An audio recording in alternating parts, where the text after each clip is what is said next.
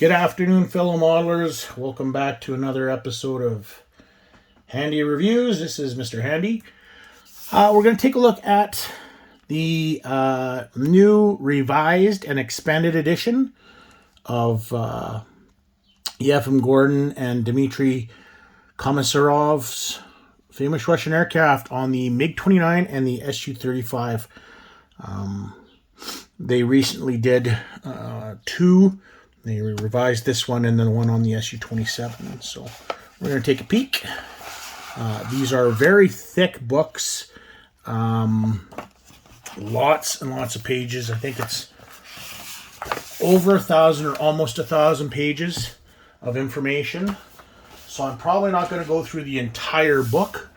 I'll give you the Cole's Notes version of this one because it is a very, very big book.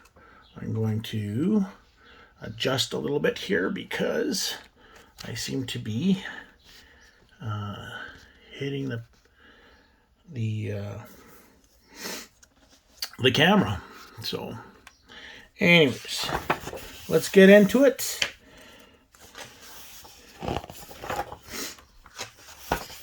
There is your table of contents. I guess I was totally wrong. There's only 689 pages in this. But there's your table of contents. So they're going to get into do your introduction. And then I'm not even going to go through it. It's just, you can see the table of contents, I hope. But all the information you could ever want to know about the MiG-29 and its variants is what I call this. And my very first one of this was the MiG-21. I think that was the first volume that came out, and it was such a fabulous volume. I had to slowly get them all, and I'm close. I think I've only got two more that I still have to get a hold of, but and these are just a total wealth of knowledge. The nice thing is they go through your whole development phase, all the pictures from the development phase. They go into a lot of the weapons that were designed for, the radars and things like that. So it's absolutely fabulous how they go through everything. They give you a whole information on the air-to-air weapons used by the MiG-29. They get into the radar and just everything you could want. They talk about each of the different variants, and they have them all subdivided into their own sections. We're going into chapter 2 here on learning to fly. So, and again, this is basically just talking about the workup of the original production or the original prototypes. And they have some of the pictures of the original prototypes then and now. Wind tunnel tests, nice. So here's the Blue 24, which was not aircraft 924, which was one of the pre-production, of course, and one of the prototypes that did a lot of the flying. Again, and this is one of the other fabulous things about these books is they give you these wonderful scale drawings. Get into the production of the MiG-29, some cockpit stuff, and then, like I was saying, they have the breakdowns of all the different variants. Again, technical stuff. It's just filled with so much information. It's crazy how much. Here's your combat trainer, the UB combat trainer. It's just crazy how much information there is in this book. And again, like I said, this is the revised edition. The first edition came out, I want to say 2006 maybe. And then, of course, they've revised it. They just released this a little while ago, actually. I think it was last year that they released this, or possibly the year before. So, again, just lots and lots and lots on the different fighters here, your different variants, your test beds, some great pictures of different parts of the aircraft. So this is it's good for knowledge, this book. It's great reference for different things.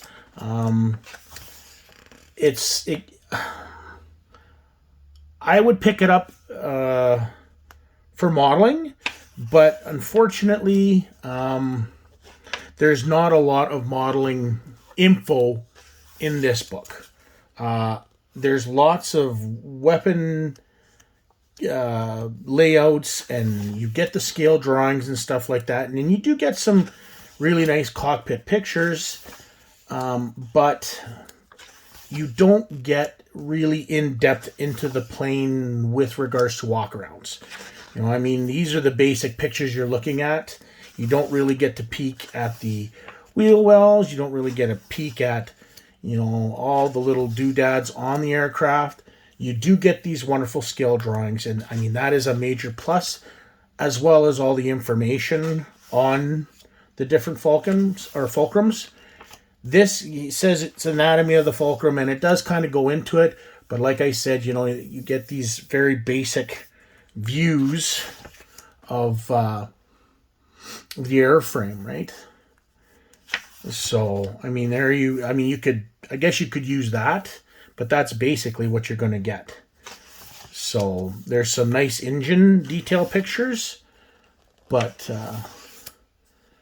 and then, again, there's your radar. Again, more of the radar. Your IRST, cockpit views. They've done much better job in this volume of the cockpit views than they did in the previous. You actually really get to see the cockpit in a fairly good view. And this is kind of new too. I don't recall seeing this in the original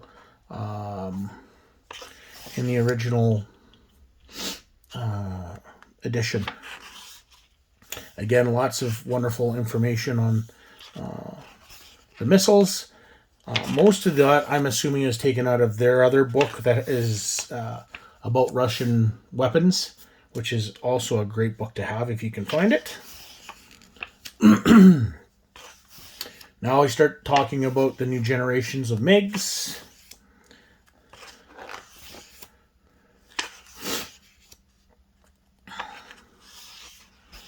As you can see, here's the different change in the air brake in the back, the different weapons that started appearing a little bit later, some of the updates, the semi-glass cockpit of the Mig-29M.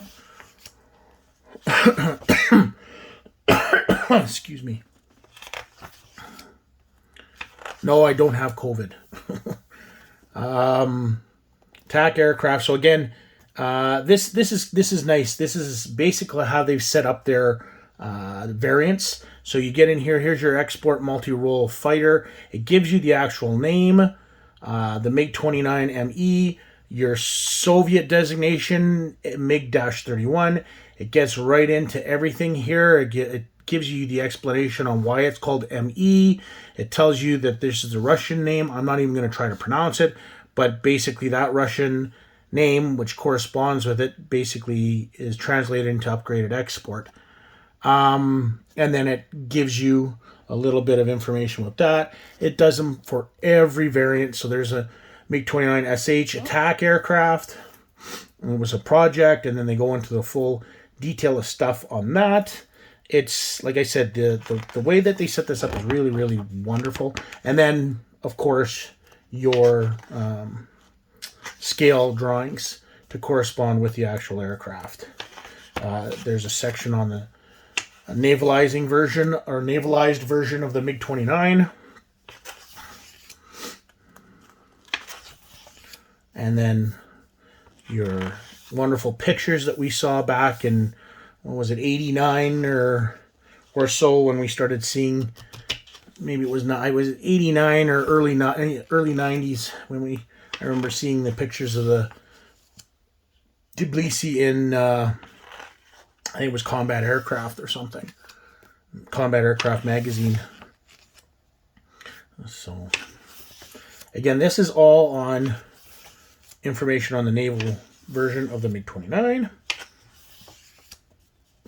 Some more really nice pictures.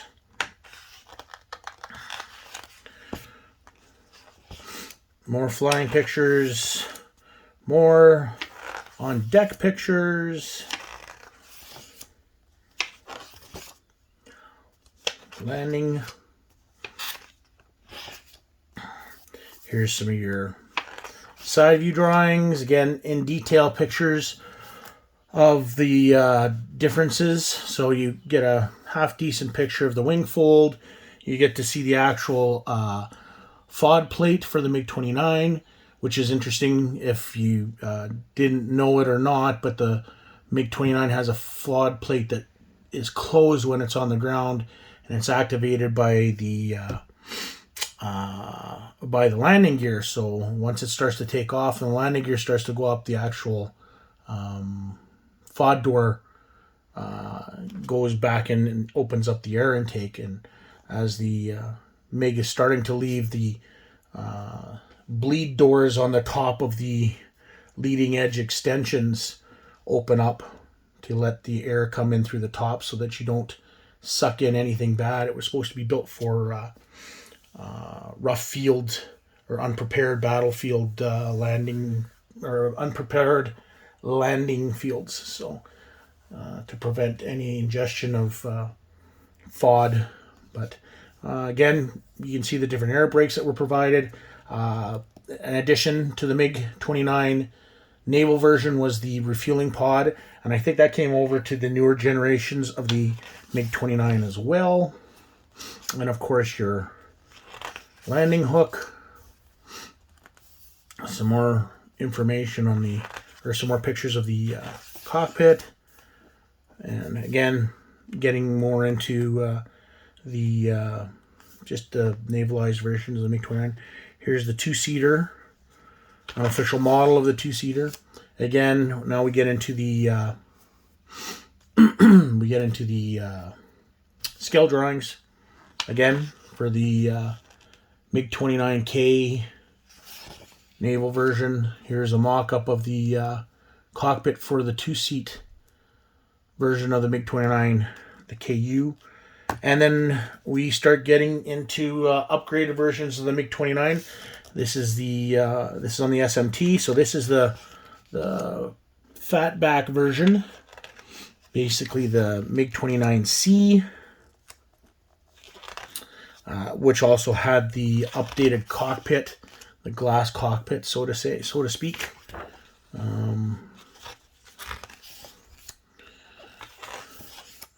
And then you get into these wonderful weapons loadouts. More, all on the MiG-29C. Just like I said, they go through each of the variants on their generations up. Here's your cockpit for the two-seater version, and your weapons loadout for the UBT, which is the two-seater, I believe, version of the SMT. As you can see, the SMT has the refueling receptacle that was brought over from the naval version.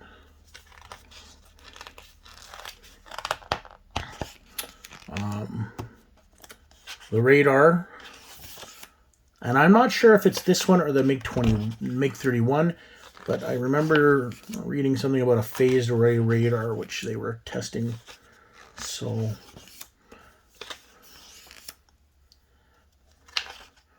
some Indian MiG-29 SMTs. Here's your scale drawings of the MiG-29 SMT and its variants. And then here's the chapter on the 4++ generation of the MiG-29.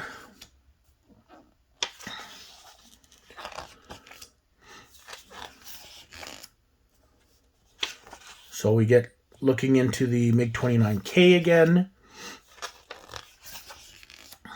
And a full glass cockpit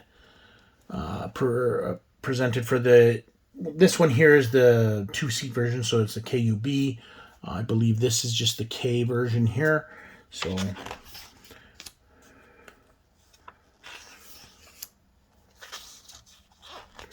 even more wonderful stuff to hang off this version. And again, they're going back to the naval stuff and talking about some of the prototypes again for this new updated version of the K version.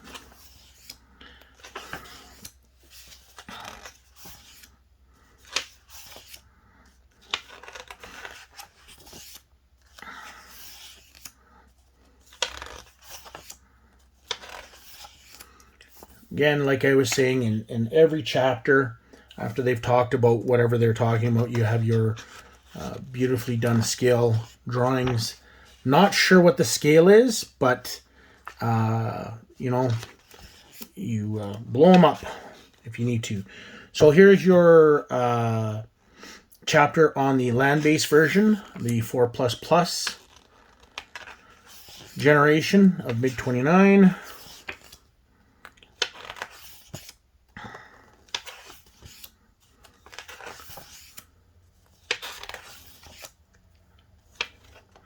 And this is where we start getting into the Mig-35 designation.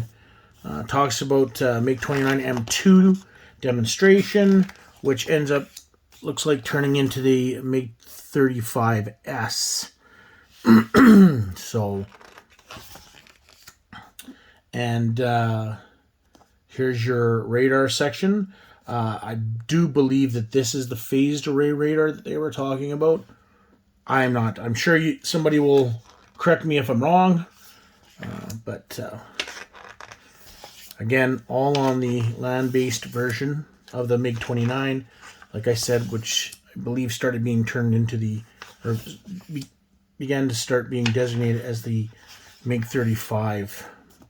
Here we start with Mig-35 designation. Mig-35 single-seat multi-role fighter. And it gets into talking about in late 2013 is when it was deployed, or when it was first reported. And then, like I said, we slowly get into, here's the Mig-29 M2, which is apparently the Mig-35. And here we go is with the Mig-35 designation right here. Mig-35D.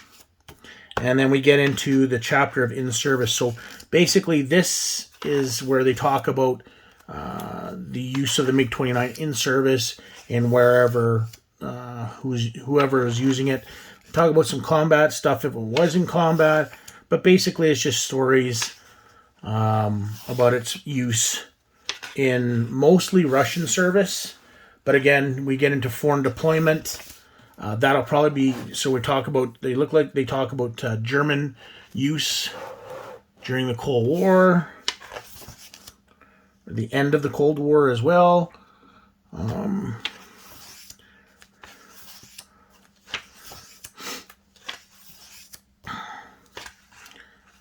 You're getting into, again, a little bit of stuff on units and where they were located, post-Soviet operations.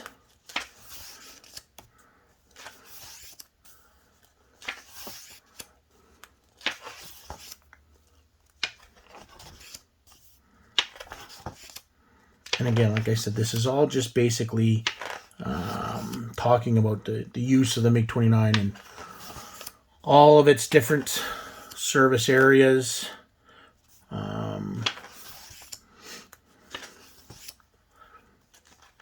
The layout of the book is basically the same for every aircraft that they talk about. They do the same basic layout. You always have an in-service section as well, talking about the system in service. The fulcrum at war, So they'll talk about, here's Yugoslavian MiG-29s. They'll probably talk about Iraqi MiG-29s as well, I would assume.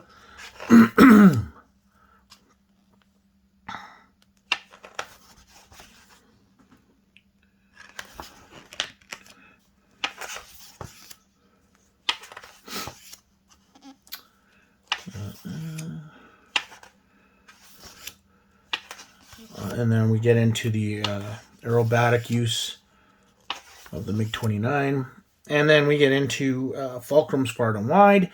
This is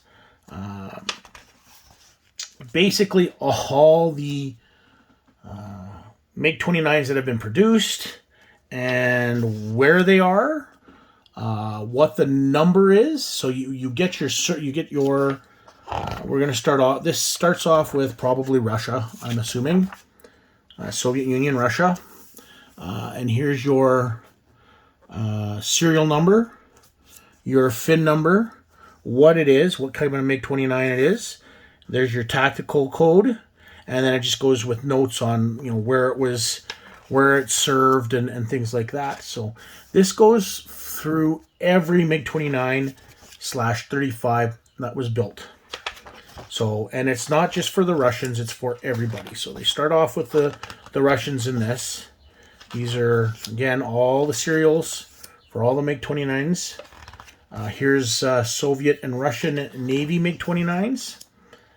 Azerbaijan. So what ends up happening is you end up going through every country that uses the MiG-29/35, and it tells you the serial numbers and what it is, where they serve, and things like that, and what their tactical numbers were. So again, this book is just, again, these are just total wealths of information that you could find. Just everything you could want to know about the MiG-29/35.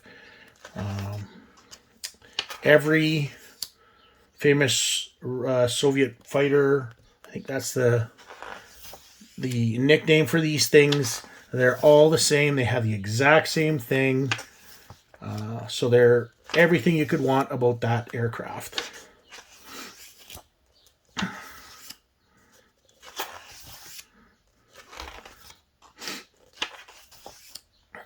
Czechoslovakia, Egypt.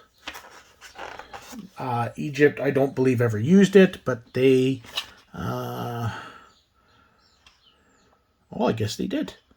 Didn't know that. Yeah, no Egyptian MiG-29s. So I guess they did use the MiG-29. Interesting. I didn't know that. That is very interesting. Eritrean Air Force, of course, West German, or East Germany, which is now just now Germany. They have them both, right? They have the East German and the West German, and then the amalgamation of the both after the Cold War. This is Bulgaria, Hungary.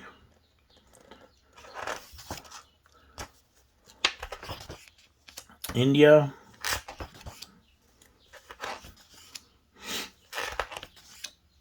Iran.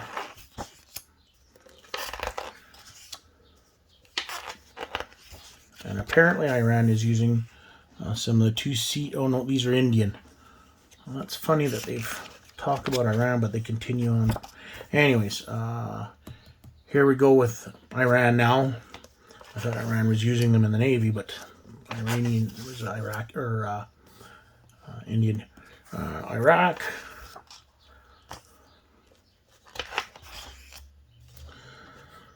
A little bit of information on captured Israeli MiG-29s, Malaysia, Myanmar, North Korea,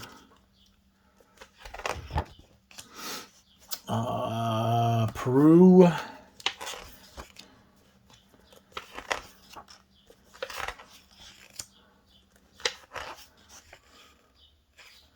We're missing something here. I think. No, not yet. Peru, Poland.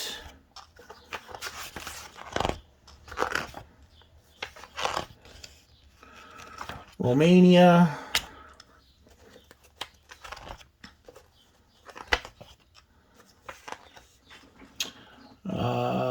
This is still Romanian.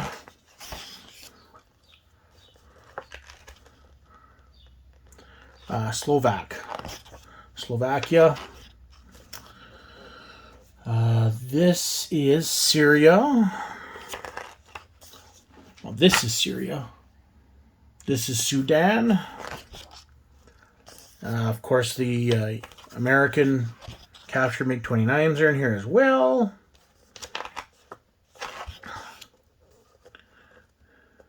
Yemen.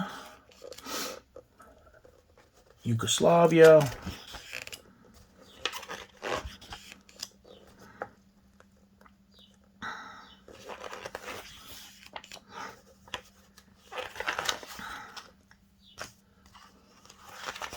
Serbia. And then there's some could have beens.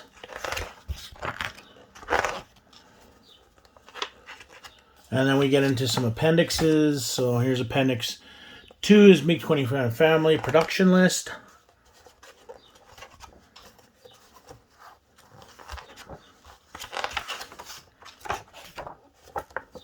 And yeah.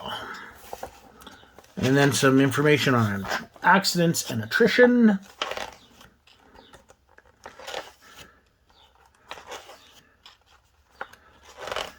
And then we get to the index. And that's it. 688 pages of the Mig-29 for you in